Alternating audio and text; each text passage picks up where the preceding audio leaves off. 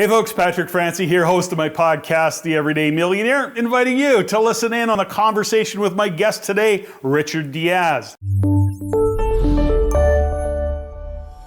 Now, Richard is the founder and head of research for Acorn Macro Consulting and is absolutely passionate about providing cutting-edge research to investors by tapping into his many years of experience in the financial services industry. And in this episode, Richard and I quickly gravitated to discussing the many aspects of the current macroeconomy, and we cover a lot of ground. From interest rates and deglobalization to Canada becoming a bigger player as a supplier of commodities on a global scale. We totally geeked out in this episode, but we had a ton of fun. I think you'll get a lot out of this conversation. Listen in, enjoy.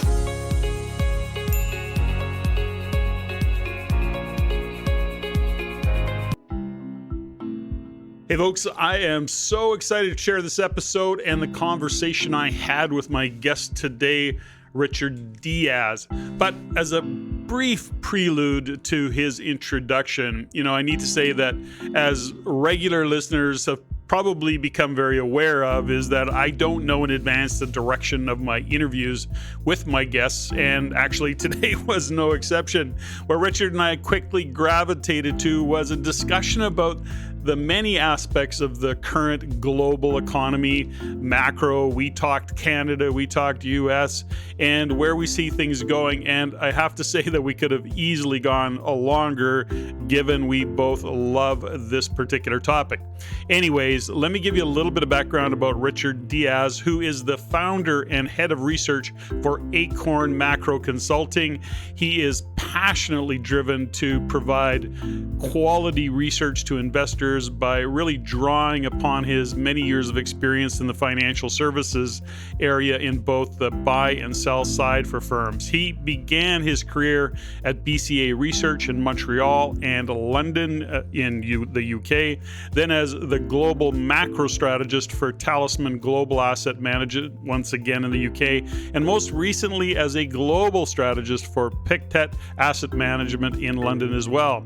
Now, Richard has gained a reputation and is relied on to provide very clear and actionable insights for asset allocation and portfolio construction.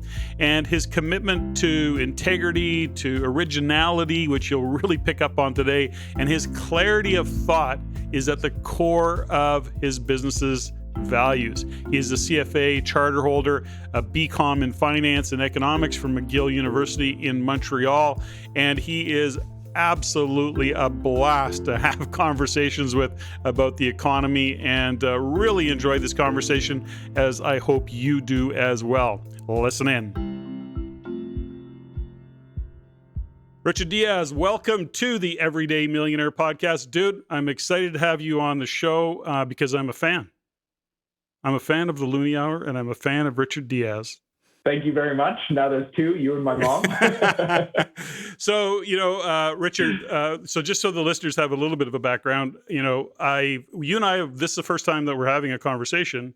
And, but because I had Steve Saretsky on the show, whatever it was, a couple of years ago, and you and Steve Saretsky and Keith, and I don't remember Keith's last name.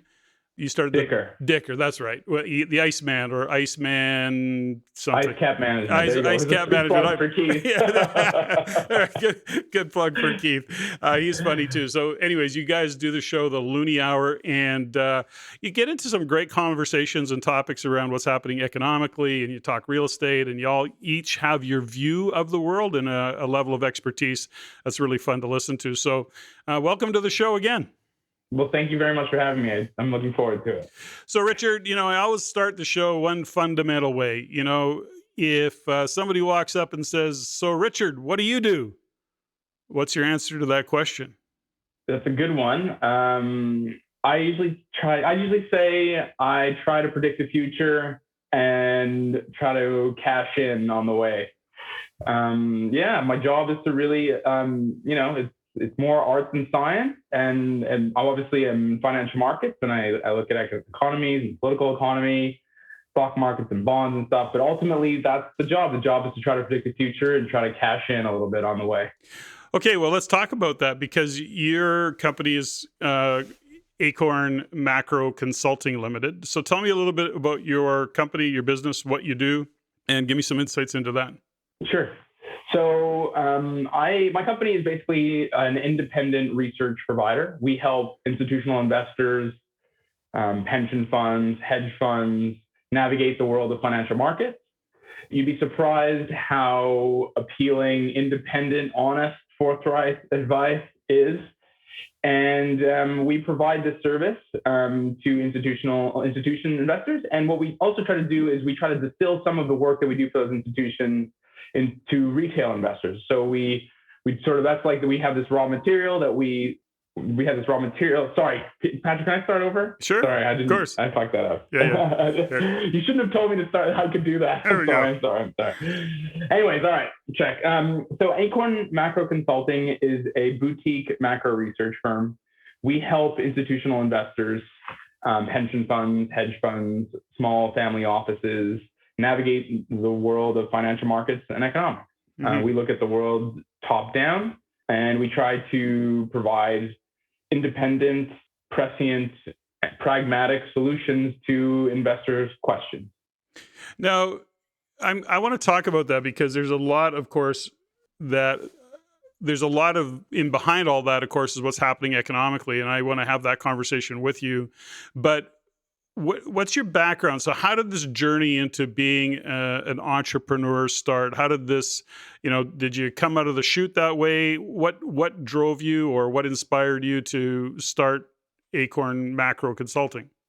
The honest truth about it is I did it for love, is the real truth.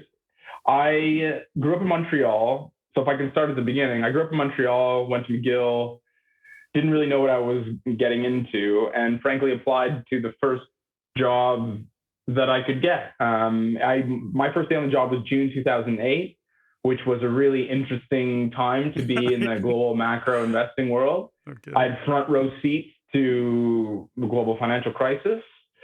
I watched Ben Bernanke drink water in front of the Senate Banking Committee, and I could see his quaking hand as he introduced the concept of quantitative easing. And I worked at a company called BCA Research for 5 years. 3 years into my tenure there, I was transferred to London, which changed my life, really. But before I went to, I had no idea I wanted to be a researcher, to be very honest with you. I'd always been interested in economics. I'd always read The Economist as a kid. My parents owned a grocery store in downtown Montreal. They were immigrants to this country, and that's what immigrants do, right? They own grocery stores, and they try to send their kids to really fancy schools. And I was lucky that my parents prioritized education above all else, certainly above Saturday morning cartoons, because instead of watching cartoons, my dad would drag me to the store, and I would watch him, set up the cash and the fruit stand and make sandwiches, et cetera, et cetera. But yeah, so it's a long way of saying that I worked for BCA Research in Montreal, and I was transferred to London, and I ended up working for a hedge fund there. I really fell in love with markets. I fell in love with trying to understand the world. I really fell in love with trying to understand what's going on and where. I have a knack for accumulating and retaining knowledge. I can't spell very well, but I can definitely remember basically all kinds of different facts and figures about countries and sectors and different parts of the world, and why this is important here and why this is important there. And I just really, really enjoyed the learning. And that's really why I say, for me, it's the expression, you find something you love to do and you never work a day in your life. And I for a lot of people, that's sort of bullshit. But I think in my case, it really is. My job is to learn, and my job is to share and to teach. And for me, it's just you're constantly sort of proven right, and you're constantly embarrassed and humbled. And all you really can do is just like get up and just work really, really hard to try to understand the world. And the better you understand the world, the better you can sort of predict what's going to happen. And hopefully, like I said from the beginning, make a little bit of money on the way. Where did your parents immigrate from? My mom's from Portugal, just north of Lisbon. about an hour, a really small little town in the mountains. And my father's from a tiny island off the coast of Senegal. It's an African archipelago called Cape Verde. And, I'm really proud of them. They live the immigrant dream. Really, I'd say, there's, people say there's an American dream. I would say for me and my family, it was the immigrant dream. They came here with nothing, no money. And, I'm not even sure my dad had a pair of shoes. And they sacrificed a lot. They instilled an incredible work ethic in me and my sister, who's probably the good one. I'm the bad one. Of course. And they had a really hard life. And I think they taught me, a couple lessons, don't make excuses. There's no such thing as quit. I mean, all this sort of cliches that, the older I get, the more and more I appreciate how important that upbringing, that kind of structure was. They also, sent me to a school which just really taught me to use my imagination and to question sort of everything. And I think the combination of that work ethic and that sort of willingness and ability to grind out and sort of the creativity and imagination that I have has really, really sort of propelled me. But like I said, ultimately, it's the love of the game. I love markets. I love financial markets.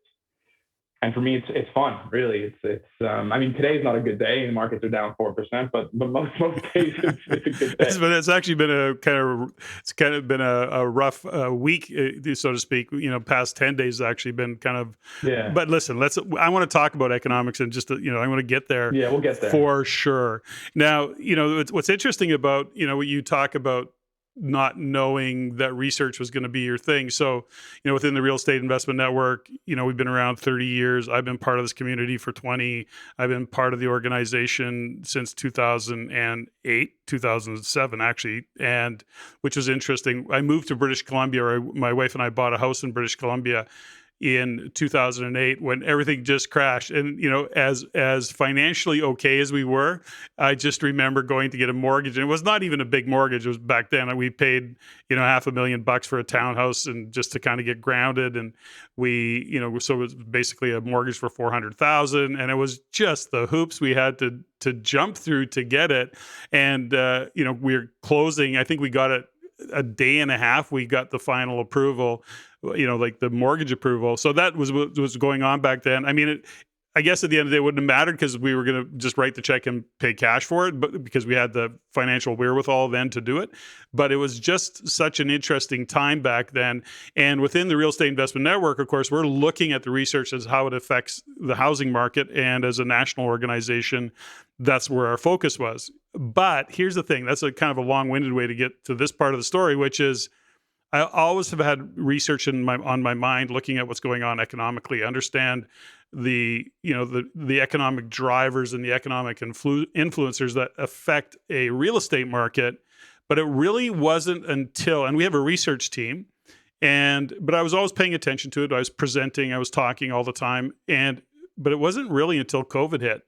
And then it's like, then I became obsessed, and I don't like I shouldn't say I don't really like anything that's happened over the past 2.5 years, but I can say one thing, it's a fascinating time to be alive when you look at what's going on in the world economically and trying to crack the code of what the future might look like just based on the information that's available. So my point of that is that I have just really become obsessed with the research on things aside from what my team provides. So, I really I don't know what it is in my brain that clicked. I just don't have the memory you do. I didn't know memory. I thought I smoked it all the way in high school, but I go figure. I'm pretty good at information retention. Well, that's a great gift to have. Now, you're working with institutional investment groups. What does that look like? What's behind or underneath the hood of that? Sure. Well, there's different types of institutions. You've got your big behemoths, your CalPERS, California pension funds, your Ontario teachers pension funds. I don't qualify for those kinds of interactions, although I'm sure I could give those guys a run for their money. There's different types of institutions. Like I said, there's, big pension funds, there's small pension funds, there's hedge funds, there's family offices, of course. There's and so those are the kinds of institutions that I generally work with and have done work for rather. I mean, that's what I mean by institutions, but there's also private investors that I work with a lot, and some of my clients, one of my product offerings is a much lower price point, sort of a low touch offering that anyone can sign up for. It's a modest amount of money, and it sort of gives you insight into what I'm thinking and access to a lot of the output that I use and generate for my other clients. And I always thought that was, you sort of, when you have a really fancy restaurant, you got all this extra stuff at the end of the night. Well, imagine you take all that extra, very high quality ingredients, I would say, and, you turn it into a food truck and you drive it around the city and, you sell these, sell whatever you can off the food truck. And so that's the way sort of I've always thought of it and characterized it. I don't think research has to be particularly expensive. I think there's sort of a myth and sort of an aura around finance that I think doesn't belong, frankly, because at the end of the day, we're all just trying to guess and predict the future. And so I try very hard to challenge that from an intellectual standpoint. And also I just try to challenge that in the way I think about it and the way I train my analysts and that kind of thing. And so that's something I really believe in. Well, I've got chart envy. You have all the great charts. What the I've hell? worked very hard to make those charts. What the hell? You got some great charts. I follow you on Twitter, of course, and you've always got some great charts that you're throwing up there. And well, I think for me, Twitter's a really interesting medium. I think, a lot of people hate it. I think sometimes it can be quite tiresome. But what I really, really care about is I care about the truth as close to it as you can get. And I really care about sharing information. And I don't think people should be afraid of reality. I think reality should be confronted, embraced, and enjoyed. And I don't think you can make good decisions, whether it's a mortgage rate from a personal standpoint, whether it's a student loan, whether it's a central bank deciding on interest rates, whether it's a government investing in research and development or tax breaks. I think what matters is information. And, my father used to always say, knowledge is power. And it's one of those things that when you're a teenager, you, of course, totally ignore. And then when you become an adult, you obsess over. But that's, I think, very important to me. When we look at this, just and I think it applies here. So in the real estate world, and I know you're not, in all that you do, you're not really a real estate guy. Like you depend on Steve for that background stuff, right? That's interesting. Yeah, you got to know yourself, know your strengths, know your weaknesses, and real estate's not something I'm too keen on. Yeah, you're not interested in. Yeah. So, but there's a phrase we use in our world of real estate, which is the more knowledge you have, the less money you need, because there's a big conversation out there that says, I don't have enough money to invest in real estate, because we're always talking about investing in real estate, creating a financial future by making sure that you have some real estate, those hard assets in your portfolio for, that financial future that you look at, whether it be security or certainty or freedom or whatever, words you want to use to describe that financial future. And that real estate's the way to do that. But what gets in people's way often is the fact they go, I don't have enough money. And, or they don't have enough time, or there's lots of reasons not to. And what we say is, ultimately, especially when it comes to money, the more knowledge you have, the less money you need, because there are so many strategies and there's so many ways to put capital to work in the world of real estate. Is that the same in the game that you play? I mean, yes and no. I think so right away, no, because, it's in the same, you need a little bit of money to make money, in the sense that if you don't have any disposable income whatsoever, you certainly can't save, you can't invest, etc. But I would say absolutely yes. And I'll give you just a really quick example. Young people don't realize how important something like compounding is, and how repeated good behavior over a long period of time can really, really provide excellent results. And someone who, if you're 28 years old and you're just making a little bit of money, and, but if you can save $100 a month and you dump that $100 into a TFSA or whatever, or some kind of savings account for non-Canadian listeners, at the end of the year, you've got $1,200. And at 28, you do that for 5 years, 5 times, I'm terrible at math, you got $5,000,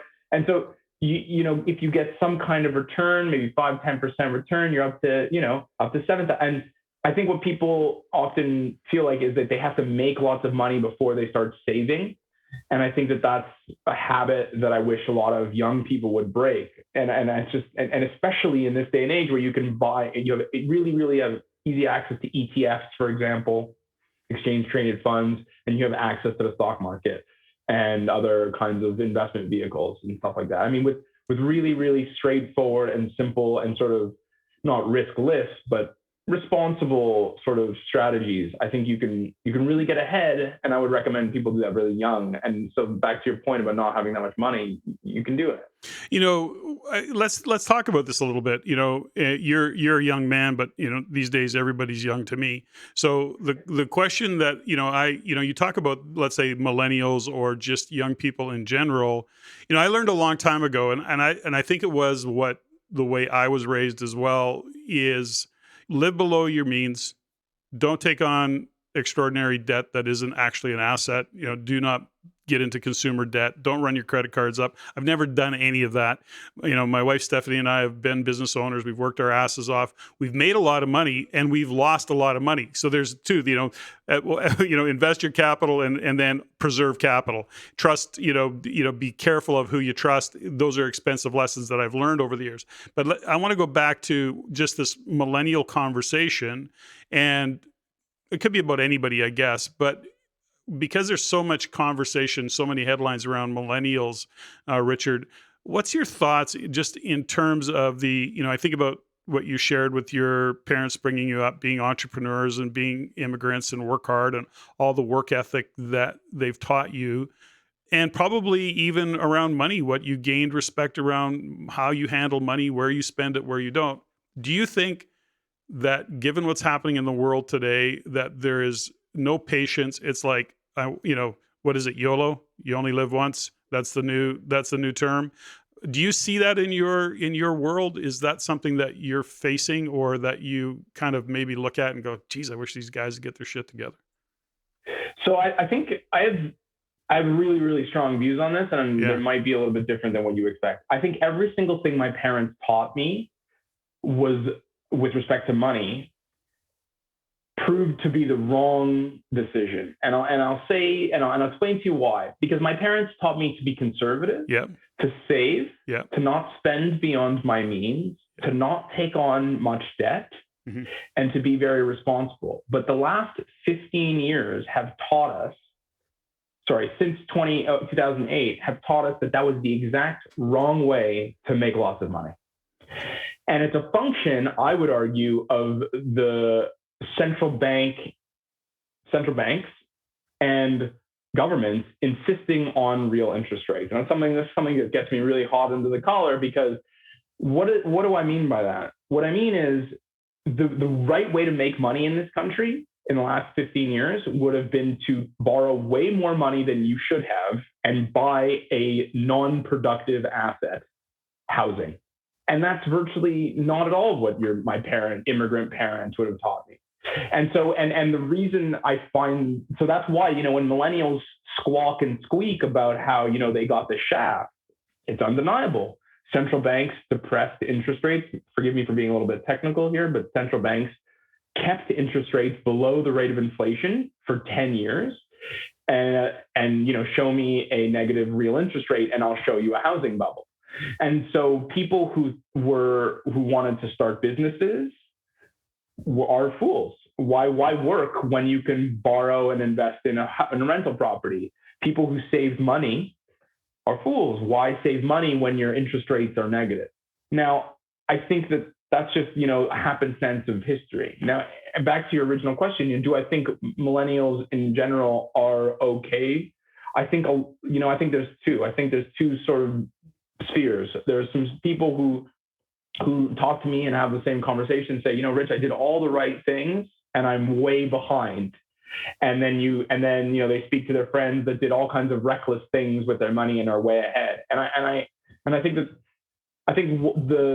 why I get, the conversations we have with Keith and Steve and other my clients especially is really a function of this. What central banks have done is really kind of a real disservice to our generation, and I think we're going to be paying for it for a long time. I think what central banks have done is criminal, and that's what I think. And we're going to get about that, but we're going to talk about that for sure. Yeah, sorry, I'm getting ahead of ourselves. No, but it's perfect. No, it's a perfect setup for where I would like to go with this conversation. But I want to go back in really, the value that I always want to bring to listeners is, number one, my listeners on this particular show are actually quite sophisticated. Many of them are investors in the real estate world. They're also now into crypto and other things. We're looking at what's happening in the market. So I think these kinds of conversations are really, really valuable. The thing that I would add, and the only thing I would expand on with, let's say, your parents or my parents, I'm a boomer. I'm 64 years old. I have a background that was very conservative. My parents were very conservative, but at the end of the day, you could save your way back then to being wealthy. You really could. I mean, gosh, when I was in the 70s, I could put my money in the bank and get 12%, 10%. On just money sitting in my savings account. So really savers could actually do okay back then. And what I think your parents did and my parents did was they did they did teach us to respect money, to be conservative in terms of how we spent it. In other words, are we really out living into our egos and spending money that way, or are we living, conservatively and mindfully of what money is, what it does, how it supports our lifestyle? Now, what shifted, of course, in that is what you described, which is, they didn't teach us how to invest money per se. Some parents did. Your parents didn't teach you. My parents didn't teach me. My parents were very, very, for years we were like totally on the wrong side of the tracks. It wasn't until far later in life that, they kind of went into that middle class world, if you will. By that time I was out of the house. But the point of this is that I think that times have changed. You and I can totally be thinking about what central banks are doing even globally, but let's just talk about Canada and what it's done, and that's all part of what's happened globally anyways. But the point is this, is that times have changed, and it's up to millennials to change with the times. You can either be a victim of what the circumstances are, or I know that you're like me, I believe you are like me, and others, is that in amongst all this chaos and the crap that's hitting the fan these days, there is going to be opportunities, or there is opportunities. Absolutely. No, I totally agree. That's why I have a job. Yeah, exactly. So we look at what's happening and we see these opportunities. And I think that, the thing that I what to your point is that some of these millennials are getting on whatever it is, Robinhood or whatever those sites are, or their Bitcoin, or there's all the stories about, we did this and, did $1,000 and I bought a Lamborghini. First off, they bought a Lamborghini, which, and you go, okay, well, how's that going to serve you down the road? And so there's lots of young guys that hit it out of the park, but there's many, many who have not. They blew that $2,000 that they had. They rolled the dice. They took risks. They didn't think it through. And so there's a result. There are consequences to that. So where am I going with that? It's all to say that I think that as much as I sympathize with millennials, and it is a different world for sure, I think they have to pay attention to what's going on in the world, and rather than make what's happening wrong, no different than your parents did or my parents did or we do, is they just have to embrace it differently. I don't know. That's probably philosophical. But there's another angle to this, though. I think a lot of people, in ex post, we're at the end of a 40-year bond bull market. Yeah. So what do I mean by that? The interest rates went from 20, let's just say big numbers here, 20% to zero. It's my view professionally. It's what I tell my clients. It's what I write about, that we're at the end of that bond bull market. And, a lot of people got really rich thinking they're a genius when all they really played was the MCAP game. You're a real estate guy, you'll understand, market cap game, right? As your interest rate comes down, the value of your property goes up. And I think that whether it's, the generation before us or Generation X or whatever. I mean, yes, a lot of people really, really made a lot of money and pat themselves on the back in a world where interest rates collapse. And I think it's a much, much different world when interest rates are either flat for several years or, God forbid, rise, like they did from 1962 or 1960 to 1988 or whatever it is. And I think in that environment, I think it's going to be really fun for me. I mean, like I told you from the beginning, I really love this job. And for me, it's just a fascinating world, right? Because you've got an entire generation who only know how to invest when interest rates go down. And now all those people are either retiring or are, getting on in age. And now the world is telling you, oops, interest rates are not going to go down anymore. Inflation for the first time in a generation is going to be a thing. And I think I think there's loads and loads of opportunities, and I'm happy to share some of them, but I think it's just a really different, we're in a paradigm shift. And, I thought it was one in 2008 and I was wrong. And I think it's one now, and hopefully I'm right. So, okay, well, you're the optimist guy, whereas on your podcast with Steve and Keith, you're kind of more the glass half full, and Keith seems to be the guy more glass half empty. What do you see let's talk a little bit about this. So when you look at rates and where they're at today, my view of the world is this. I'll give you my view so that if I'm, and I know it's just my view of the world right now. I think that as much as we're seeing rates come up, I don't think they're going to be sustainable unless, of course, economically, if they go too high, the world's going to crash. I mean, at the end of the day, we can't continue to increase rates because it'll slow the economy down far too much. I don't think the economy, and it's hard to get data, as you know, especially around Canada. US seems to produce data far, far more, like it's more current and it's easier to access than Canada. But if we look at what's happening, I look at interest rates, fixed rates can go up. The variable rates, I think, are going to stay low. And I think they're actually going to come back down probably in 2023. That's my view of it. They may go up will they go up a full percent? Maybe. Let's say variable rates do. I just don't see them. I think they're going to have to hit the brake, because when you look at GDP of Canada, the fact that it makes up, whatever. Yeah, I mean, there's all sorts of numbers out there. I usually generally look at GDP that real estate makes up 10, 12%. And I know there's some believe that's even higher. That's right. Yeah. Yeah. And so you start to slow that housing market down, and you're going to start losing jobs. You're going to start, construction's going to go, start to come off. Unemployment's going to rise, and people are going to stop spending money, which is already starting to happen to some degree. So I just don't see it as an extended. I believe that variable, regardless of what happens in the bond market and what fixed rates do, I think that variable will stay relatively low. Now, and just for perspective, and I know prices were lower then, but back when I started investing in 2000 in real estate, I think I want to say 6.5% rates back then. So I was still doing the numbers. I was still cash flowing on real estate. Different time, I get it. But anyways, that's my view of it. I just wanted to open that. I wanted to pitch you that softball, and you could hit it back to me or whatever. I think so. There's lots to unpack there. I think that the way I've sort of characterized your points there, I think that there's three related but separate ideas. There's the short-term interest rate path, which I, by the way, completely agree with you. I think they'll raise interest rates. What's going on in Russia, China's stupid COVID policy, there's the US tightening when they probably shouldn't be a tightening, Canada following suit. Canada basically just tracks the US. Tiff Macklin could be replaced by a penguin in a top hat. And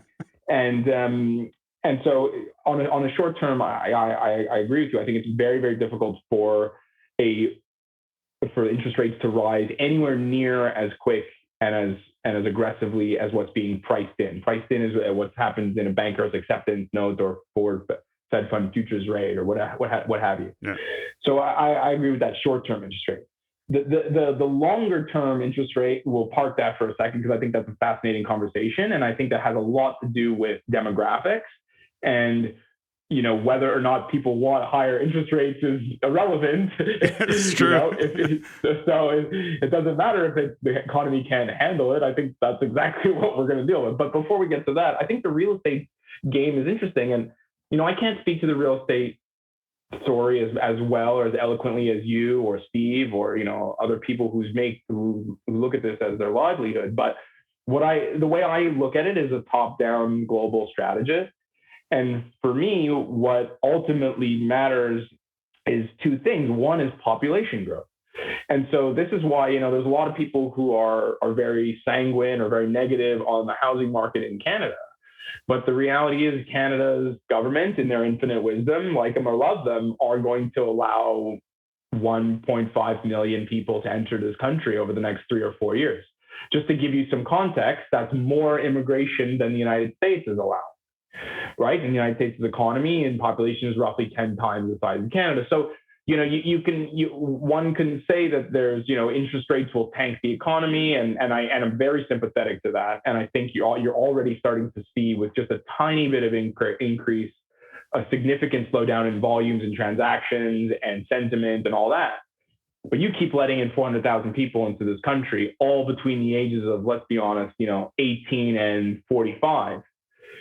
It doesn't matter what happens to interest rates. You have this kind of, the water is rising, and you can have negative impulses like interest rates and sentiment and global, global fracturing of the financial economic order.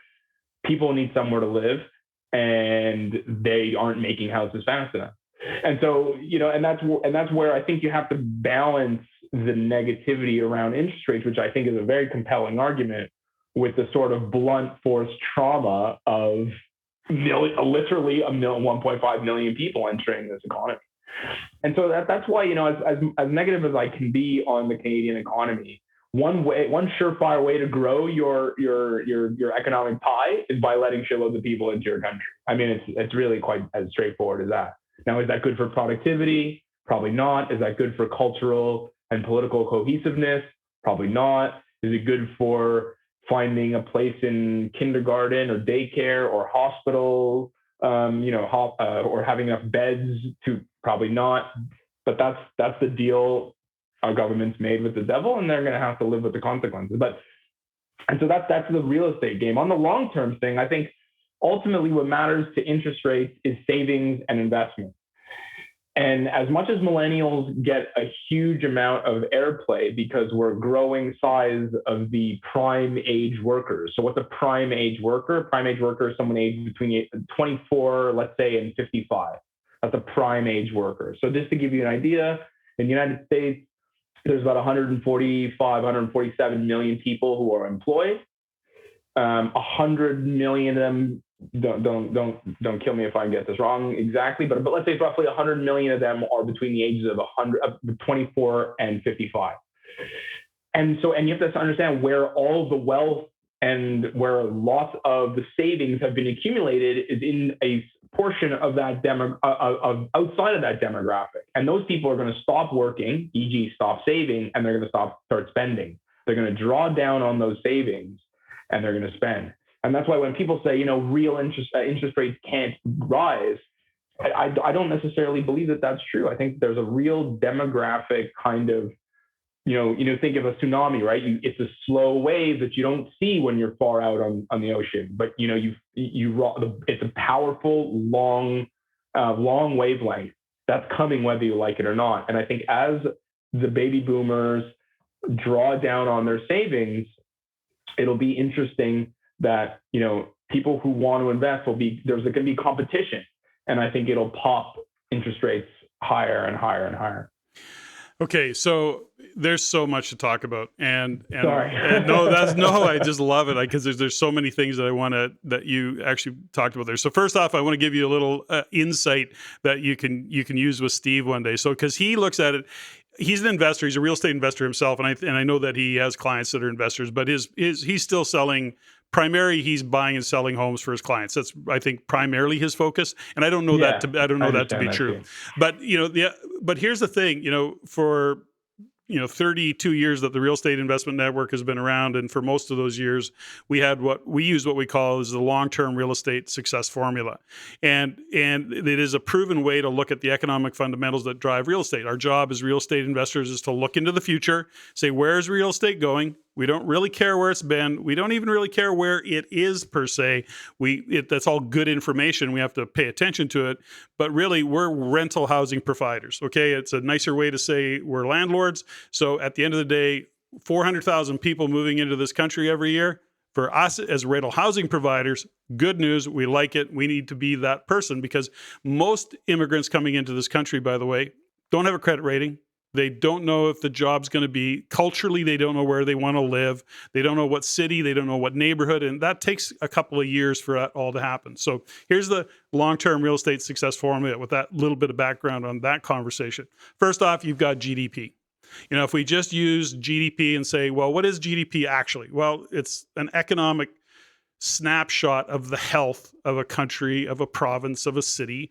And when we have positive GDP, we means generally that there's churn, right? So there's productivity happening, there's jobs happening, there's services being provided, and people are working. So what happens in a province, for example, or a city where you got positive GDP is that you get interprovincial or immigration into that city. Why? Because people are looking for jobs. They're going to go where the jobs are.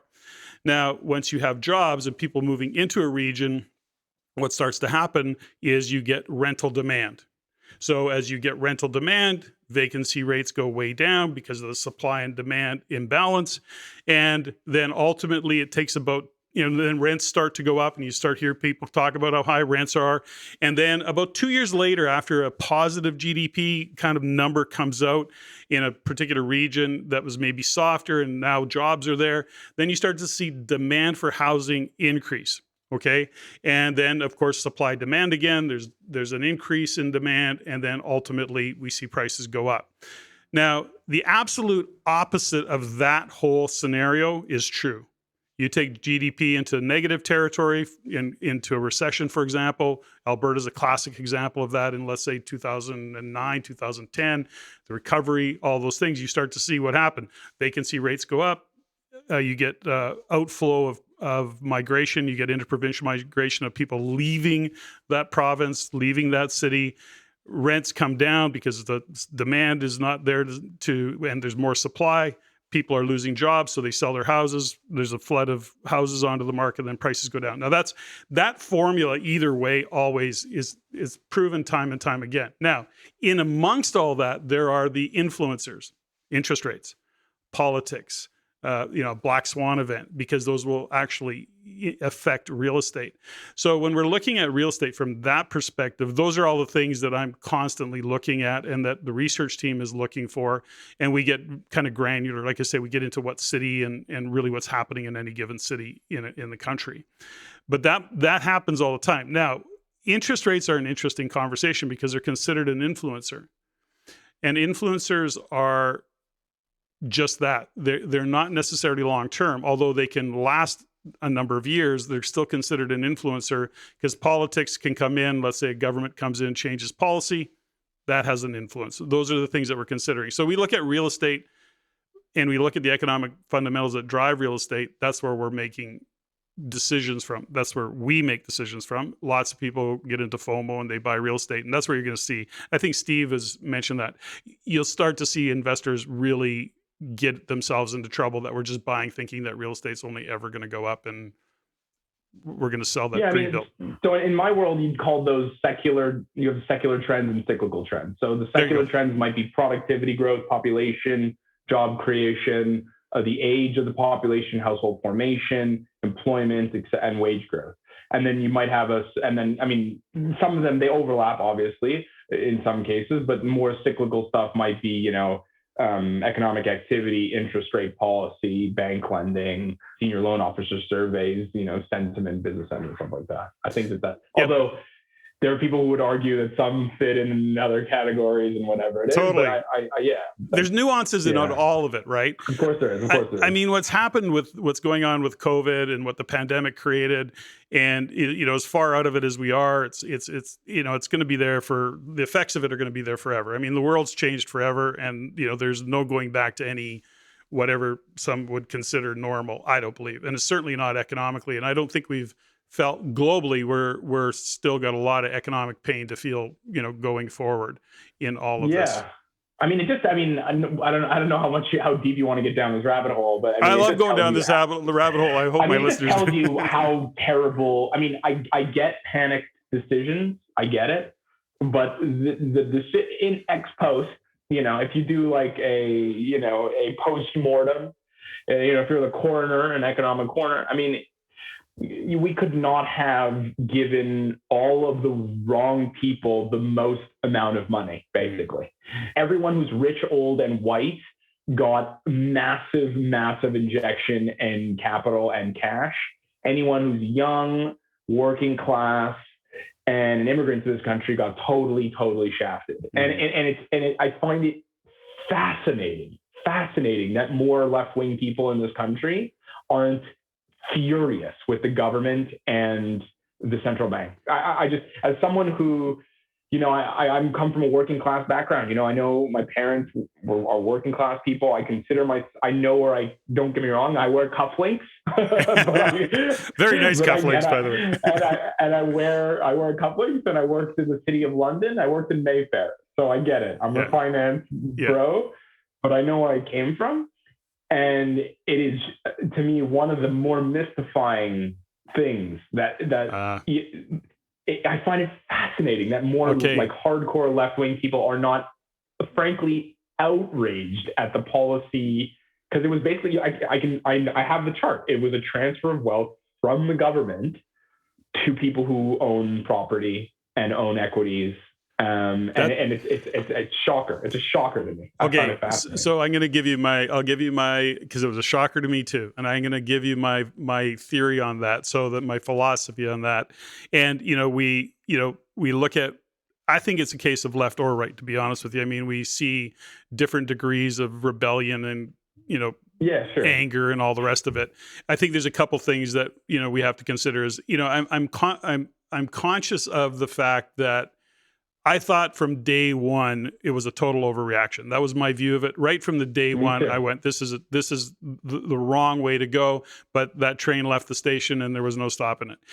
But I did have, and I had, I know other business guys, very successful business guys, and just people who, are more mature and have done well in their life. And I'm going, and they're leaders in the community. They've got a voice. They are very, I wouldn't know what the word is. They're very vocal about what they think about politics and what they think about what's going on in their city and all the rest of it. And nobody was saying a fucking word. And I'm going, what the hell is going on? Like, how can you sit there and not be pissed off and be vocal? And then it occurred to me, this is just my theory. My theory is this, is that you said it. The transfer of wealth to that cohort was astronomical. Everybody who was rich or wealthier got wealthier. You saw assets inflating. You saw real estate inflating. You saw Rolexes inflating. They're sitting back going, yeah, it sucks. Do you know what I'm saying? Like, are you gonna, I mean, how you're not gonna kill the golden goose? Are you gonna kill the goose, right? You can bitch about it, but what are you at the effect of it? You're sitting in your large home, or that you now can pay for, and you're gonna retire early because, you just made an extra $1 million on your house or whatever the numbers are. But do you understand? So that was my kind of theory. My realization around it was that, because you have to ask yourself. And I also understand that, hindsight's 20/20, and I don't want to be we're all geniuses after the fact. No one wants to be a Monday morning quarterback. Yeah. I understand that. There are some people who may or may not have said as much at the time, because we've seen, but see, this is the frustrating thing for me as someone who's an economic historian who really, really cares about history. We didn't talk about history, but that's something else I really love, and it really helps me with my job. But that similar thing, not only was it explicit in the documents and documentation that Ben Bernanke, the Bank of England, Central Bank of Canada, they have papers that just lay out what happens when you print money and lower interest rates. It's not hidden, it's on their website. Ben Bernanke in 2012 was on record as saying this will disproportionately benefit asset holders. The Central Bank of Canada had a paper in 2018 on what is quantitative easing and what happened. So for me, so that's one thing. And the other thing is we saw it happen in 2008. We saw it in 2009 and thing. And I think, just if I may just digress for 1 second, Patrick, forgive me for this, but like the issue isn't that when you hold a hammer, everything looks like a nail. And I'm not saying that the initial panic wasn't the right thing to do. We didn't know. But as we became as it became clearer, it's the economic issue that I find so outrageous, because we knew it was a profound systemic transfer of money. The government borrowed money, handed it to landlords. Do not pass go, do not collect $200. And or maybe that's a bad analogy, but you know what I'm saying? And this idea that it wasn't understood, that no one knew that would happen. I push back on that. I think 2009 and 10 was it clear. The speeches from central bankers after the QE. And the other thing is, the reason quantitative easing was so effective in 2008 and probably the right thing to do was because because banking system in the United States was bust. I know, forgive me for going down this road here, but I think it's an important discrepancy. The reason central banks had to print money and recapitalize the banking sector in America was because it was bust. They were bankrupt. It was over. The United States printed whatever $1 trillion, and they might call it something else, but in effect, they recapitalized the banks. The equity was worth zero. They effectively gave those they made those shareholders whole. They took write-downs on lots and lots and lots of assets that they had, and we muddled out of it alive. The reason why the quantitative easing this time around was so pernicious and such an egregious transfer of wealth from governments to basically asset holders was because there was no corresponding write-down of assets. Yeah. So, banks that held mortgage-backed securities or had mortgage loans of Las Vegas properties, those properties went down 40% or those loans went to zero. There was a loss somewhere. So when you filled in the hole, you're basically even. Whereas this time, the banks in the United States were, I would argue, overcapitalized. Canadian banks, like them or hate them, they have an okay tier 1 capital ratio. They're well capitalized. And so it was an old tool used for the wrong crisis. And I think we're going to be, and the reason I worry about these things is not because my clients haven't made money. Listen, my portfolio's up. My mother, who's 72, her house has doubled in price. Who do you think is going to get that house? Like, I get it. Is because when you have these dislocations, and I bring the history back into this, when you have these dislocations where people know they've got fucked, and then you get the inflation, and we've talked about the millennials not being responsible, not feeling like if they do the right things, they will be rewarded. You get political dislocations that take years to unlock. And a lot of the time, those political dislocations do not end well. And not to belabor that point, but I just think we should be very, very cautious. You get the populists, you get that kind of stuff come out. I think another example of something like that is, environmental policy, where those same people now are telling the poor working class people that they need to pay more on their gasoline. So and it's just, and it's just starting to compound. And instead of seeing politicians going like, whoa, okay, we did what we thought was right. We made a mistake. Let's reassess what you know what I'm saying? And there's been no self-reflection. Even as just a couple of days ago, Tiff Macklin, I know I'm jumping around here, but I think it's all sort of related. It's like Tiff Macklin, they asked him, so, you told everybody to borrow lots of money and interest rates would stay low forever and inflation wasn't a thing. And he's like, oh, well, oops, I got that wrong. And it's like, what the fuck, man? You're the most important technocrat in the whole country. And you basically just said, oops, my bad. Yeah. You know what I mean? And that's why when I think when I left wing, right wing, it is an anachronism that maybe we should move away from, because the truth is, life is more complicated than that. Politicians and politics are more complicated than that. So forgive me for that overly simplistic sort of worldview, but for the argument, it makes sense. People who care about working class issues, the struggles, wages, inflation, should be absolutely outraged about what has transpired over the last years. And in my view, they're not. They're worried about climate change and all kinds of bourgeoisie shit that doesn't matter to anybody who needs to worry about where the next meal is or whether inflation is 12% or 15%. And for me, as someone who studies economics, I know it's funny, right? My clients are all rich people and all I care about is working class, because I've read the French books on the French Revolution. That's how it starts. Yeah, exactly. Well, but that is the problem with, and to the degree that you look at the research and you look at what's happening economically, and you're far more versed on it than I am, but I do understand and I do look at it, and I consider that, people should be outraged, and I think many are.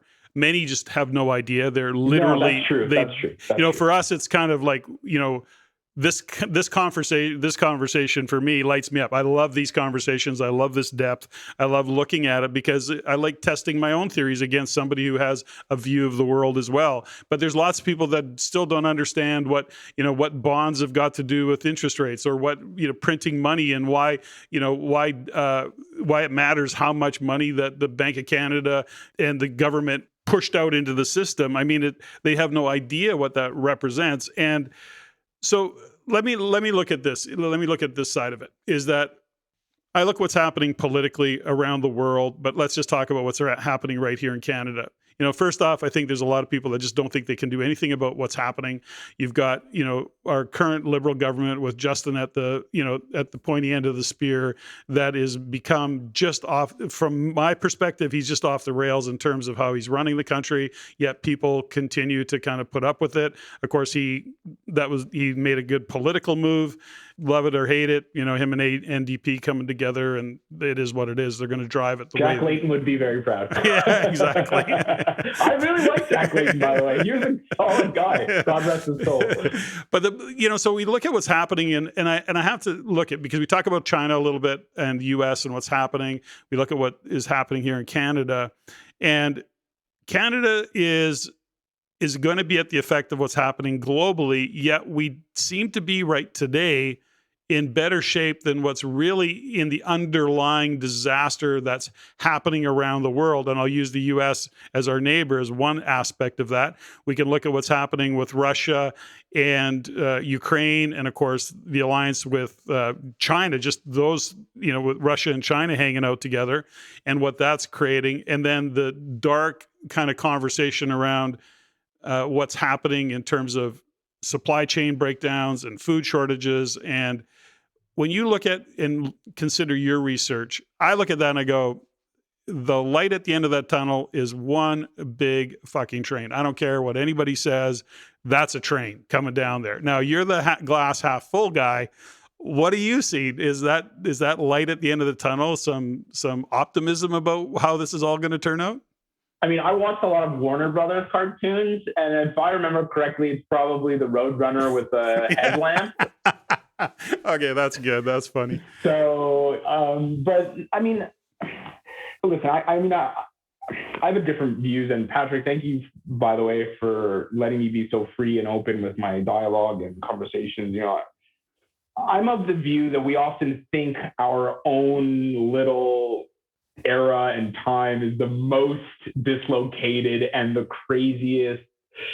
And I think I'm guilty of this, of course. And I suspect that our society is often guilty of this, of course, in being a little bit myopic in how we view our own particular crises. And I try very hard to just be like, okay, hold on. It's not the Cuban Missile Crisis.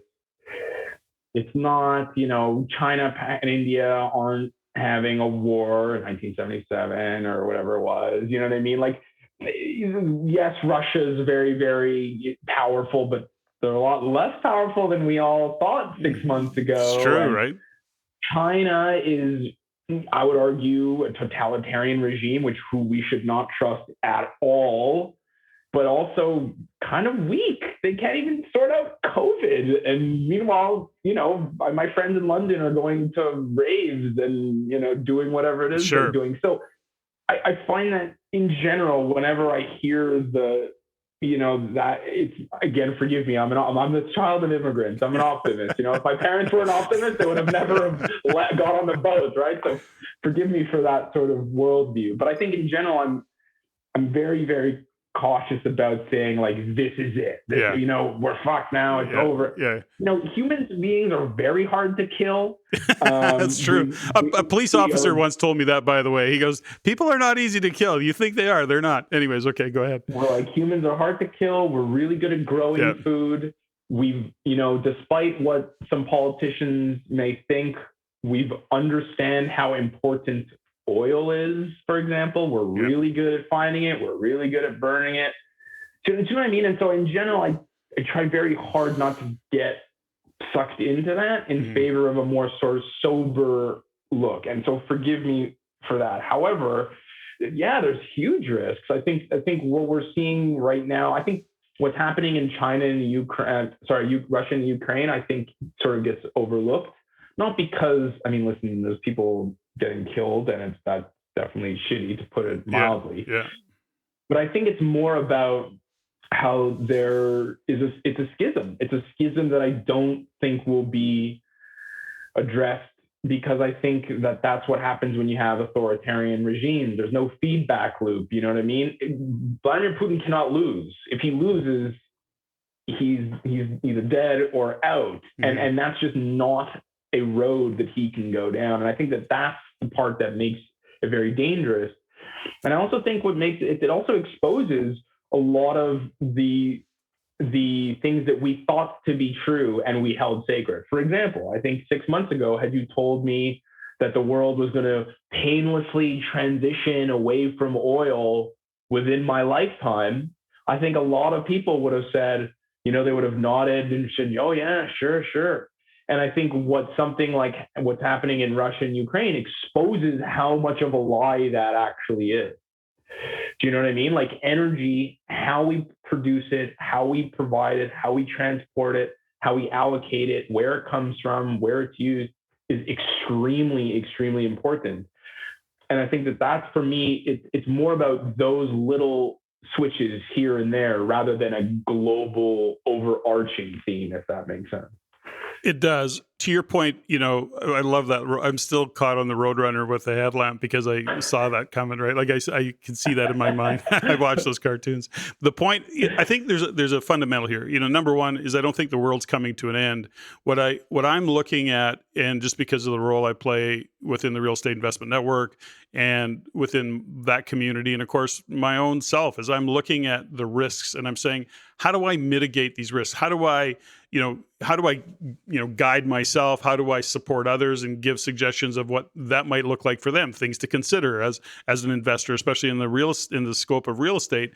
But there's so many things that are now different than they've ever been before. There's so many moving parts because, it's like the deglobalization conversation. It's the lack of productivity. It's the breakdown of food. It's the monetary system. Is the U.S. going to continue to be the reserve currency? And well, yes, but not like it used to be. And there's so many dynamics that are happening. I find that it's, for me, it's like trying to juggle where to go with it all. So here's I want to just give you an interesting conversation around China I don't know who was being interviewed, but it was so good. He was so good. I got to get his name again and find that interview. But he made a point that I thought was really really fascinating. So we know GDP in the US has gone down and it's actually pulled back. I think it's negative territory, 1 point some percent, whatever that might be. And it'll be interesting to see where Canada is in the GDP, scope of GDP, but I'm expecting it'll be probably not as good as they expected, but it won't be, it won't be down negative territory. The point is this, is that the fundamental challenge, and this is, you said China is not maybe as strong as they were because of what they're doing given how strong as we perceive them to be. And I don't know if that's true. I think they're really freaking smart. So I know a little bit about China. I've been there many times, and got friends that are in China right now. They understand what's going on in Shanghai being shut down, the reality of that situation, Beijing being shut down, or at least part of it. 13 other cities being shut down. They're really understanding that. They're not in it because they're in different cities. But the point of it is that supply chain is broken down. And that is both on the import and the export side of it. So here's the fundamental thing about that. The U.S. over the years has, and I'll use the U.S. as an example, Canada, I think to the same degree, or to a lesser degree because we're just a smaller country. But the point is that we import shit from China. Okay? Now, let's just use the example of the U.S. And this was really brilliant. And you know this to be true. So China exports. They ship stuff to the U.S. U.S. is producing less than they've ever produced before. So it's a Wait, what do you mean by that? Well, what are they producing? They can't. No. Wait. Sorry. You mean their net exports? Their net exports. Their net exports. Because their industrial production and their manufacturing output is as high as it's ever been. Right, but their net exports, is on. So they're bringing in goods. They're okay now. The point of that is more than they ever have before, right? And so they're paying China. This was such a cool argument. They're paying China in U.S. dollars, right? China's taking those U.S. dollars, and what are they doing with it? They're investing. Buying oil? They're buying oil. They're buying land. They're putting those U.S. dollars. They're investing in assets with those U.S. dollars, and so they're actually growing an economy based on being paid in U.S. dollars. Well, the U.S. continues to import more than they export, and their economy is then weakening because of that. It's a consumer-driven economy. We know that debt-driven consumerism, and I think to a similar degree, I love the fact that you're kind of going, I don't know about this. So anyways, and I think Canada, as much as we have the commodities to export, we do not step up to the plate. We do not drive that bus hard. We're still a small country. Our manufacturing isn't as strong as I think as it could be, but that's just my view of it. So we too are, our net export, import, we're pretty close. We don't, it's not like we're off the charts on either side of the equation. No, it's because of oil, though. If it wasn't for oil, I have an oil rant. Oh, man, if you let me give you an oil rant, I'll give you one. But if it wasn't for oil, Canada's net current account balance would be one of the lowest in the world. I know. So yes. So that's my point, is that we look at these other countries and where Canada is, and so I say to myself, okay, I want to look at the opportunities. And this is where I want to get back to you a little bit. I want to hear what your view is of what I just said about China, the U.S. But I'm looking at it and going, okay, where do I park capital? I know that putting it in the bank and keeping it liquid is just stupid.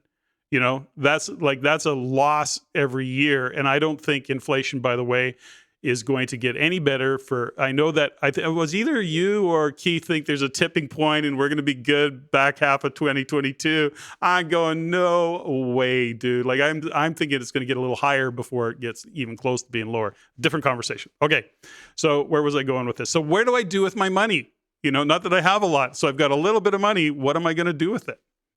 Besides real estate. Okay. Well, first of all, I'm obviously having fun, as you can tell. I love this shit. I can talk about this crap all day long. This is what I love to do. So I think there's 4 things there, if I may. Yeah. Please. Okay. So the thing on China, don't get me wrong. I'm not I don't think China's like some paper tiger. China, it's got the second largest military in the world.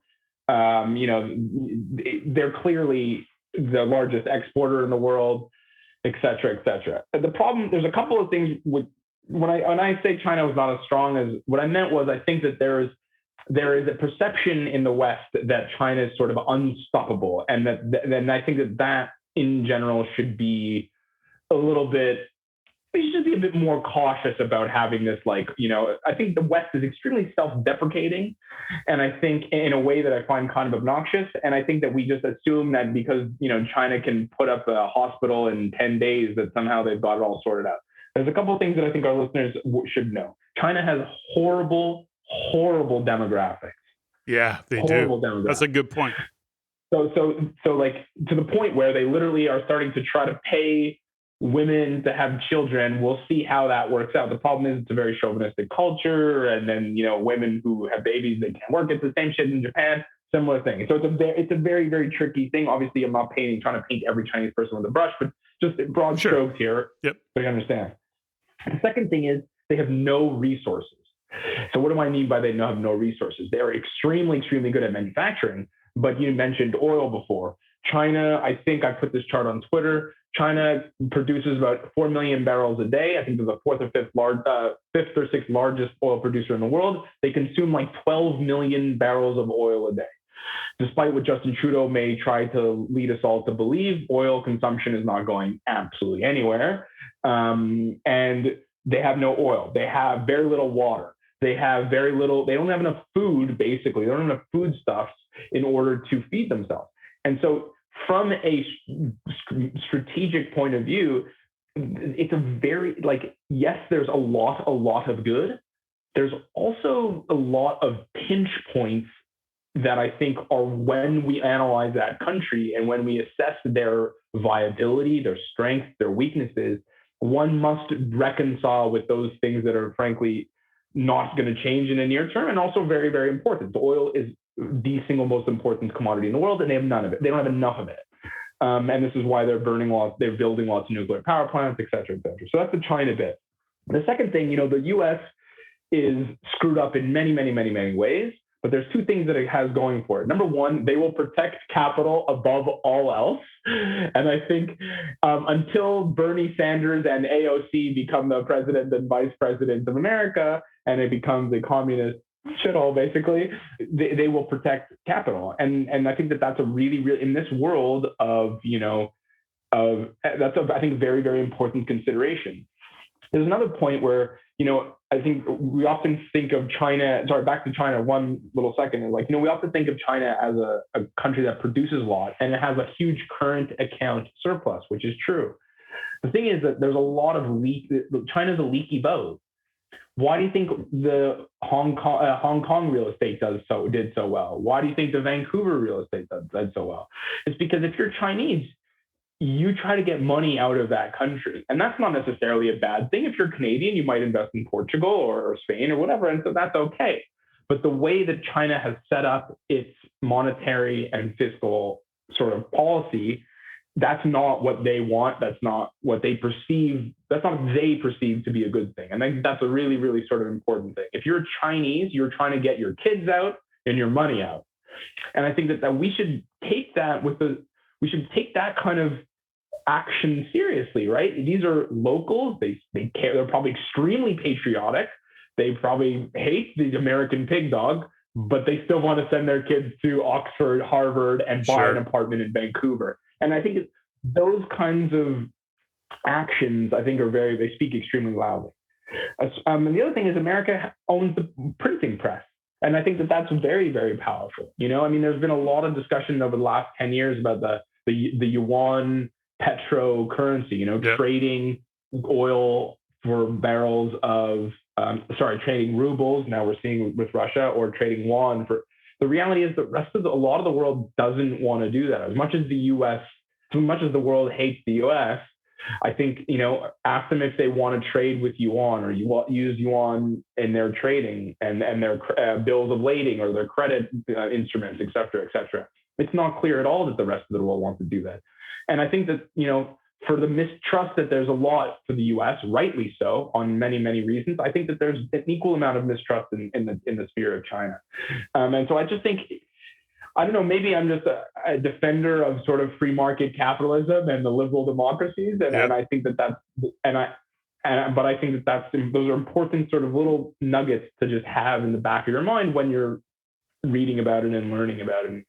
As far as Canada, if I may, I think Canada is positioned to be one of the most powerful, richest countries in the world. 100%. Okay, yes, but why aren't we? Because we don't want to admit what we are. And what we are is we're basically a mix of Switzerland and Norway with better demographics. And what do I mean by that? I mean by that, but we have, for all the misgivings about our banking system and all of the lack of productivity in this country, it's basically not a corrupt country. There's rule of law. It's a very safe and more or less neutral place to live. And it's got one of the largest oil reserves, largest mineral reserves. It's got the most amount of fresh water in the world, which we know. Ask India how they feel about fresh water. It's perfectly situated right next to the largest military industrial complex in the world. We're integrated with one of the only economies in the world that could basically, tomorrow, if the United States didn't want to trade with anybody in the world, could more or less survive. I would argue that no other country in the world could probably do that. And, and I think instead of this navel gazing of like, oh, energy is bad, oil is bad, blah, blah, blah. And like, we're not allowed to, for example, build hydroelectric dams, or we're not allowed to search for, dig up and process rare earth metals, or we're not allowed to, dig and exploit our natural resources in an ethical and clean way. And that's what we have to offer the world. The idea that Canada isn't full of nuclear power plants when we have the space, the uranium, and the engineers to accomplish that mission, to me, is a crime against humanity.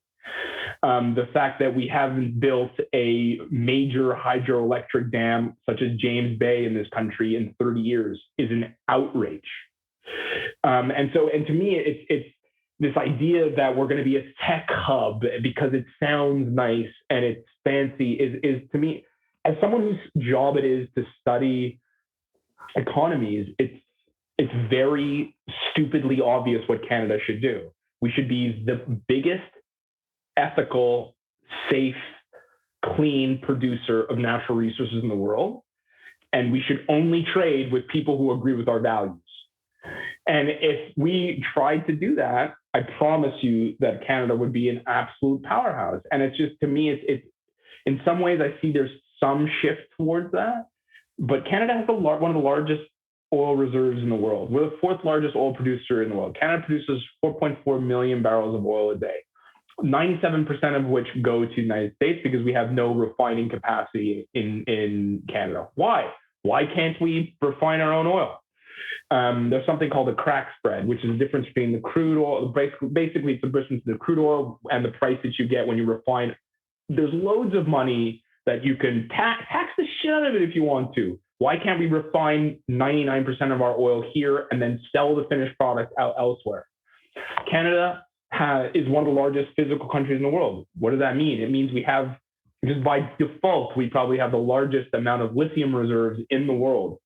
We have all the engineers, the McGills, the University of Toronto, all these people are leaving to go. Instead, we should be basically unlocking the power of the North. And the reason I say this, and I always repeat this, ethically and clean, Canada cares about the environment. This idea that Canadians don't is a lie. Of course we do. Like, if we built a mine in northern Quebec, we would not be polluting the rivers there. It's just not true. Mines and the rare earth metal processing facilities that are in China destroy entire regions. I would bet my mother's life that would not occur if it was in Nova Scotia or New Brunswick or in Ontario. The people who would work there would have hard hats, they would have pensions, they would have healthcare, they would have proper PPE. And instead of leaning in to what to me is an absolute gimme putt, we have this obsession with decarbonizing and all this stuff. And to me, it's one of those things that just sounds great, but is like profound and systematic economic self-harm. Sorry, there's my oil rant. That was such a good rant, and I couldn't agree with you more on just pretty much every single thing that you said there. And you say it way more eloquently than I do. So good job. I think that, we've said for years, I've said for years, food, fuel, fertilizer. Canada has an abundance of it. And to your point, we can, we look at India, we look at China just as two obvious examples of who needs our stuff. I mean, I think the best move, one of the best moves, and I don't remember what year it was. And, when China moved in, they wanted to get into Saskatchewan and buy the potash mine and that was shut down. That was like a brilliant move. Shut it down. But we should not let any Chinese company buy any. I'm a pure market free capitalist as you could possibly get. We should not let any Chinese company buy a house on Robie Street. We should not let them buy anything in Canada. Sorry. Well, and I think that goes for any country. China aside, we own our resources. It's what we got to hang on to. Those are our assets that we have to look after. That's what gives us, the prosperity. That's what gives us the economic punch that we need to grow a culture, grow a country, and we just don't seem to tap into it at all. Yeah, there's another angle to this. You mentioned manufacturing. The reason China manufactures so many goods is because they have cheap energy. Wow. They have coal power plants. It's one of the reasons they are able to manufacture as much steel as they do is because steel is extremely, extremely energy intensive. Here's a tangible example of anybody in Canada above a certain age will be able to appreciate. The company Alcan exists in Quebec because of the hydroelectric dam that produced enough cheap and renewable, abundant energy to park an aluminum facility, which, by the way, takes an extreme amount of energy to produce, right next to the fucking hydroelectric dam. So that's why Alcan exists. So, if Canada produced dozens of hydroelectric plants and had nuclear power plants coming up the yin-yang, you can be a world producer in steel because the major limiting factor in producing steel, aluminum, lithium batteries, in processing rare earth metals and all that shit is cheap energy. And so I honestly, I get frustrated. As you can tell, I'm really quite passionate about this because I love Canada and I'm an economist, and I just see this like gaping net.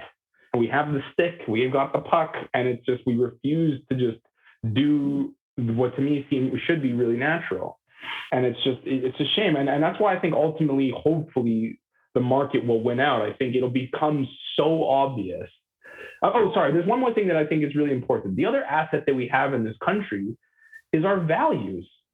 Oh, so good. Great point. Yes. And our values should not. And what do I mean by our values? I mean, like freedom of speech. Like, we care about workers' rights. People have pension. If you're the janitor for the local high school team, you have a pension. Mm. And I think that we that's what I mean by those values are an asset, And I think that, and we're nice people. We're nice people. Don't forget that. And so we should exploit that asset. Totally. And you can exploit natural. And listen, people in Canada care about the environment. We care about fishing.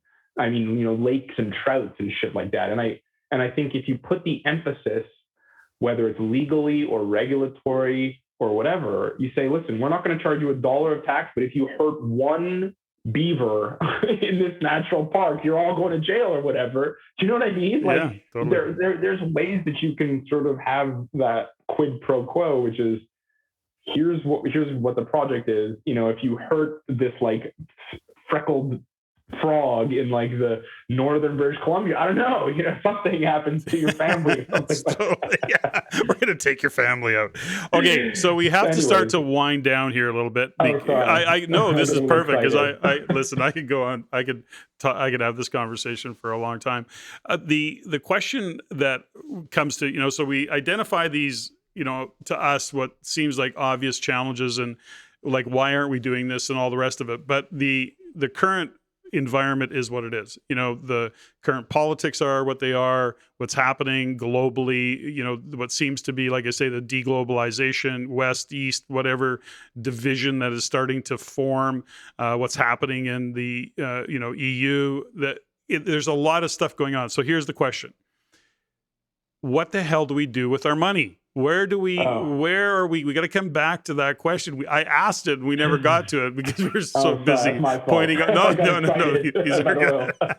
So what are we going to do with our capital? Real estate is the thing. Now, I'm a fan of Jim Rickards, and Jim Rickards, I was listening to him one day, and he said it used to be a diversified portfolio represented 25 or 30 or 40 stocks, and he goes, that just isn't the case anymore. He says diversified portfolio in this day and age means you have to have real estate, you have to have precious metals, you have to have some cryptocurrencies. Yes, you need a stock market, but you need stocks. You got to pay attention to what those stocks are. It's not like you can just throw it at the S&P or wherever. You have to really be specific, really specific what's happening. In his world right now, he says commodities, to your point around uranium, the uranium is going to continue to be fired up. Japan is actually not shutting down, however many of their uranium plants, whatever they're called. I've just lost it. But the point is that you got to look at those commodities and really diversify in that direction. But given what you do and given how you advise, what are you seeing as opportunities, Richard? Yeah. So, in general, I would be very careful about commodities as a pure play investment, just purely because there's lots and lots and lots of oil out there. Right. It's just about extracting. So, in general, commodities are highly, highly cyclical, and it's really boom bust. We're in a situation where just in general, I would just caution people. It's not a buy. And it's not like real estate. You buy an apartment in Toronto and you might hold it for generations because eventually you'll pay it off and it'll give you a yield and it's inflation protected, blah, blah, blah. So commodities is like a very, very cyclical thing. I would caution people. But I think, so we mentioned real estate before. I think despite people's misgivings and sort of the more short-term dislocations we might get because of interest rate policy, et cetera, I think Canada is a great place to invest in with respect to real estate. Land, I think, is a really, really interesting one that, if you can hold it and not necessarily, and you don't need yield, I think that's a fascinating kind of wrinkle. One of the best investments I ever made was, 2 acres of land in northern Quebec. I wish I could build a nuclear power plant on it. I applied. They didn't give me zoning, unfortunately. But but as far as equities, before we get to equities, I think government bonds are basically dog shit. That's a technical term. I think bonds, we're at the end of a 40-year bond bull market. So to say that bonds can't be a good investment is wrong. It's been a fantastic investment, one of the best, I just think that situation is now past, and that's okay. That's what sort of thing happens. So, a lot of older people might have in their mutual funds a significant holding, whether they know it or not. I would suggest you ask your investment professional. They might have a significant holding in fixed income or bonds. I think that even though we might have a good month here or a good year there, I think in general, the best of those real returns are behind us. I think I will get on to my specific views on equities in a second, but in the problem with what you've described, which is interest rate environment, the deglobalization, worries about productivity, worries about this, worries about that, all of that to me speaks that we're probably entering an era where everyone's going to be disappointed on their returns. And that's not a fun thing to say, but that's what I believe. I think we've had an incredible ride, if you're an asset holder, over the last 30 years. Whether you think it's right or wrong is irrelevant. That's what's happened. And I think that we're entering a period where, and I'm not saying it's going to last forever, but I think we're entering a period where the type of returns that people got on their bond portfolio, their equity market portfolio, their real estate portfolio is not going to be as good because you don't have the kicker from the compressing interest rates. We back to this M cap, this market cap game. But I think that there are extremely good opportunities within the equity sector for someone who obviously hires me. But, for example, I'm really, you've heard of value versus growth. There's been a lot of talk about that recently. I think that value, for example, and you can look at ETFs and there's specific funds that do this kind of thing. I'm not the first or last person to talk about this, but value, as companies that have short duration cash flows, that pay dividends, have visibility on earnings, that have low price earnings ratios, etc. I think that that's really, really attractive in that space. Again, keeping in mind that your overall returns will probably be lower. And then the other thing is, I think on the shorter term thing is, I think defensives are really attractive. Consumer staples for the first time in a generation have pricing power. Telecom services, which would have been which for years have been a totally shit investment. These companies all of a sudden can increase they can maintain, God forbid, even increase their margins. And that's kind of a fascinating kind of change that we've seen. And so defensives are attractive. And then for me, very specifically, even if we're going to go to the next level of granularity, the sector that I love, which you won't be surprised about at all, is energy. I think energy. I think the big lie that we've been told over the last 5 or 6 years is that human beings can just pivot away from consuming fossil fuels next weekend, and we're going to live in a happy, lucky way. We're going to have dandelions, and we're going to be doing acid on Woodstock. And I mean, it's a profound dislocation from reality. And I think that as a result, it's basically provided a generational money-making opportunity. Yeah. And I'll wrap it up with this: like, human beings consume 100 million barrels of oil a day in one day. 1 barrel of oil is 159 liters, 42 gallons. That's not going anywhere. All of the countries that have the highest growth rates of population are all places where they can't just buy a subsidized EV. They need cheap, abundant energy for them to climb up the Human Development Index, or whatever you want to call it. And those at Sub-Saharan Africa, Southeast Asia, all that stuff. Oil consumption is going up. The problem, so we know the demand basically for the commodity is locked in. The problem is that capital expenditure to extract oil is at 20-year lows. Yeah. So how do you measure? So how you say, Rich, how do you know for sure that that's true? There's two ways. One is you do a CapEx relative to sales, or CapEx relative to total assets. If you take all of the equity market, all the companies in the global equity market, and you compare how much they're spending on exploration and delivery, it's relative to the assets, relative to sales, relative to whatever you want, it's basically at a 20-year low, unlike in 2008 when it was at 20-year highs, right? And then the other thing is, it takes time to build a rig, to build a pipeline, to build this, to build that. And so you're in a situation where, because of divestitures, because of ESG, which is the biggest lie in the history of the world, we'll get into that maybe next time. Yes. Because of all of the divestitures, by raising the cost of capital and the cost of funding, and by convincing everybody that we don't need oil anymore, it's this like amazing once in a generation like setup that oil companies are going to make money hand over fist for the next, 3, 4, 5, 6, 7 years. I think that's, I tell my analyst, Nathan, in my career, I'll maybe have like 5 great ideas. I figure I'll work in this business for 50 years. If I have one great idea every 10 years, I think I could, die a happy man. And I think I wrote about it last April. I'm happy to share with you some of my notes that I've written. And I think energy, and I'm not the only one who's written about this. There's some really brilliant people in Canada who've also written about it. So I'm not saying I'm a genius, I'm not, but this to me is one of my career calls. I wasted it for living in Halifax. But it's such a great conversation, because I think so many people expected energy to crater for forever. And I think we're, It did. Well, not, Yeah, it did. It did. You're right. I mean, but if you look at what's happening right now, I guess is more my point is that Yeah. if we look at, to your point, this is an opportunity, and I think that energy is a great sector. I believe oil is probably, I don't know what it's at today. I think we're over $100. It was kind of $100. somewhere in there. I think the guys that I'm following that are big energy guys are going, it will easily hit 100.5. That's what their predictions and their forecasts are.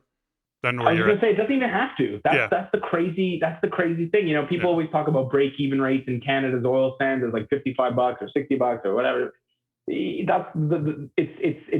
It's very rare that something like this happens, especially in the commodity space, because in general, commodities are terrible businesses to own. Yeah. But every once in a while, you just get this sweet spot, and you just you gotta take advantage. And listen, don't come back to me in 30 years and say, Richard, I held on to the stocks for 30 years and they were shit. This is like, this is one of those things. You take what you can get when you can get it, and when you've had your fill, you take your foot off the gas. But it's I definitely think that there's more juice in that turnip. Yeah, and I love it. So the one thing that you haven't talked about, and just you don't have to spend any time on it, but you're not a crypto guy. You're not Bitcoin, Ethereum. You're not a crypto guy. I know Steve is. Saretsky is, but I get impression that you're not, or Keith is not. I mean, hopefully one day we can talk about how dangerous central bank digital currencies are. We don't have time for that today. Oh man, we can talk, dude. We can do 4 shows.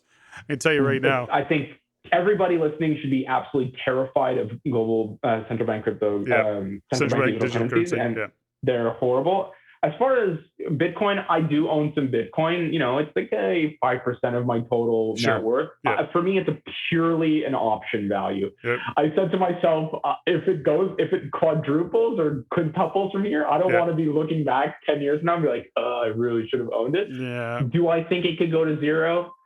Probably. It's purely option value. As far as I'm concerned, it's just option value. I don't think you should have 100% of it. I'm a bigger believer in it than you are, but that's the only time will tell. And what about precious metals? If we lose U.S. reserve currency, if fiat currencies, collapse, that's a hedge. It's an insurance. I don't think it's an investment. I mean, I think precious metals are really good to have in your stock drawer. Yeah. Especially, ask the people who lived in Warsaw in 1939. But, I think in general, I do have it in my portfolio. Yeah. I think the problem we will see, and the thing I tell my clients is real interest rates dictate for now. I mean, I've got some great charts on it. For the last 10 or so years, where real interest rates, so interest rates adjusted for inflation go, that's where oil, inverted, that's where gold will go. And until you get that break in that relationship, which has happened in the 70s, which has happened in the 80s, which has happened in different times, it's very, you're going to expect bad returns in there. Yeah. Okay, we got to wind this down, dude. I could be on here all the time, but there's some rapid fire questions that I want to throw at you. Have a little fun with them. Go for it. And so let's kick off a couple things. So, favorite book? Do you have one, or one that you would gift because it's so good? So can I do nonfiction and fiction? Whatever. Yeah, do nonfiction and fiction. So anything written by Kurt Vonnegut, I think is amazing. Yeah. For nonfiction, anything written by Eric Hobsbawm. He's like card-carrying communist who grew up in England. But he's an amazing historian. That's awesome. So it's amazing. I love him, even though I'm like a card-carrying capitalist. But he's a brilliant historian, and it's just, anyways. Fantastic. iPhone or Android? iPhone. Okay. Favorite tune? Favorite tune? Yeah. Do you have one? Favorite music? Tune? Yeah, music. Oh, anything gangster rap between 1996 and 2002. Really? Oh, that's hilarious. Tupac, Nas. Wow. Okay. That's great. Dre, anything. Do you have a favorite movie? Probably. Anything sci-fi. I love Star Wars. Yeah. I love. I love sci-fi. I don't have a favorite movie. Your room, your desk, or your car? What do you clean first? Room or desk? Room. Okay. what do you want God to say when you get to the gates, assuming there is a God? Good boy, Charlie Brown. And what are you grateful for? Grateful for my parents. Beautiful. And I am grateful for having you join me as a guest on the show today. As I always am, I'm also very grateful for my wife, my family, my life. So, Richard, it has been an absolute pleasure. Loved this freaking conversation, dude. And thanks. Thank you so much for having me. I hope I didn't scare away your listeners. Well, we both did because it was good. No, really, really great. I think it's a relevant and an important conversation for people to really pay attention to. Where are they following you? You're on Twitter. Well, you're on Twitter quite a lot. So what's your handle on Twitter? Yeah, so it's Richard Diaz _CFA. Yeah. I post lots of charts and I try to educate, inform. Awesome. And then you can find what I sell, and so either research notes. I have loads and loads of free stuff, by the way, on my website. Fantastic. If you want a chart, there's a chart back on oil. I have sectors. What's your website? Acorn Macro? What is it? acornmc.co.uk or acornmc.ca. Beautiful. Richard, thanks again. And we're definitely going to have to do this again. So thanks a lot. Okay, cool. Man, thank you. I really appreciate it. It was really fun. It was fun. Ladies and gentlemen, thank you for listening. If you found value in the podcast, please take the time to rate and review and share with others. Share with your friends. As it is my goal to always improve and to provide the highest value for you, the listener. If you have any comments, suggestions, or questions you'd like answered, please email me at ceo@reincanada.com. That's ceo@reincanada.com. I look forward to hearing from you. And until next time, Patrick out.